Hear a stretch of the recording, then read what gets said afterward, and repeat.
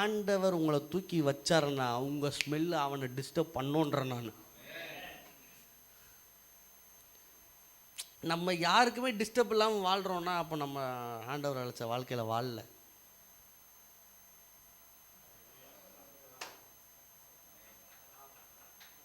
ஏன் ஆமீன் வரமாட்டேங்குது? உங்கள் வாழ்க்கை ஒருத்தனை டிஸ்டர்ப் பண்ணுதுன்னா நீ ஆண்டவரோட பாத்தில் இருக்குன்னு அர்த்தம். நீ அவன்கிட்ட நோண்டவே மாட்ட. நான் சொல்கிறது புரியுதா?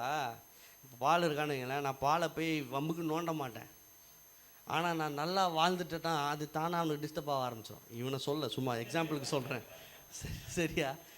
தானாக டிஸ்டர்ப் ஆக இவன் இப்படி இருக்க ஆண்டவர் அப்படி தாண்டா என் பிள்ளைய நான் அப்படி தாண்டா வைப்பேன் ஆண்டவர் வச்சு காட்டுவார். அவன் நீலாம் செய்யக்கூடாது, நீ ஏன் செய்கிற, நான் தாண்டா செய்வேன் என் பிள்ளைக்கு.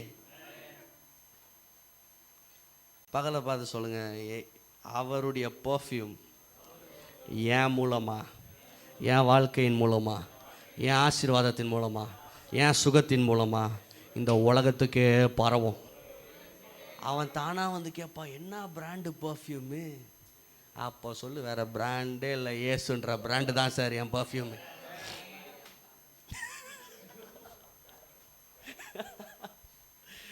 அல்லேலூயா. யாத்திராகமம் 15:26 சொல்கிறாரு, எகிப்தியருக்கு வரப்பண்ணின வியாதிகளில் ஒன்றையும் உனக்கு வரப்பண்ணேன். ஃபஸ்ட்டு ஆமேன்னு சொன்னவங்களுக்கு மட்டும் முடிஞ்சு. அடுத்து யாத்திராகமம் 23:25 சொல்கிறாரு, அவர் உன் அப்பத்தையும் உன் தண்ணீரையும் அவர் ஆசீர்வதிப்பார், வியாதியை உன்னிலிருந்து விலக்குவார். நல்லா கவனிங்க, எகிப்தியருக்கு வரப்பண்ணின வியாதிகளில் ஒன்றையும் ஃபஸ்ட்டு வரவே விட மாட்டேன். அடுத்து சொல்கிறாரு, அப்படியே வந்தாலும் நீக்கிடுவேன். கரெக்டா? வியாதியை உன்னிலிருந்து. இந்த காலை வேளையில் என்ன பிரச்சனைகளோடு இருக்கிறீங்களோ, என்ன சிச்சுவேஷன்ஸில் போயிட்டுருக்கீங்களோ, அதை அவர் இந்த நொடி பொழுதில் விளக்குவார். ஒரு பேர்டனை சுமந்துட்டு இருக்கீங்களே, என்னடா இதுன்னு, அந்த பேர்டன் இந்த காலை நேரத்தில் உடையும் இயேசுவின் நாமத்தில். அந்த பெயின் இந்த காலை நேரத்தில் உடையும். சார், வாழ்கிற வாழ்க்கையை ரெஸ்ட்டில் இருந்து வாழணும் சார், ரிஸ்க் எடுத்து வாழக்கூடாது. நான் சொல்கிறது எத்தனை பேருக்கு புரியுது?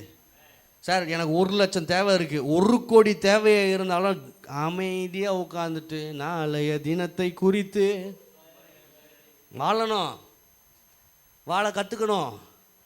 அதுதான் விரும்புகிற வாழ்க்கை.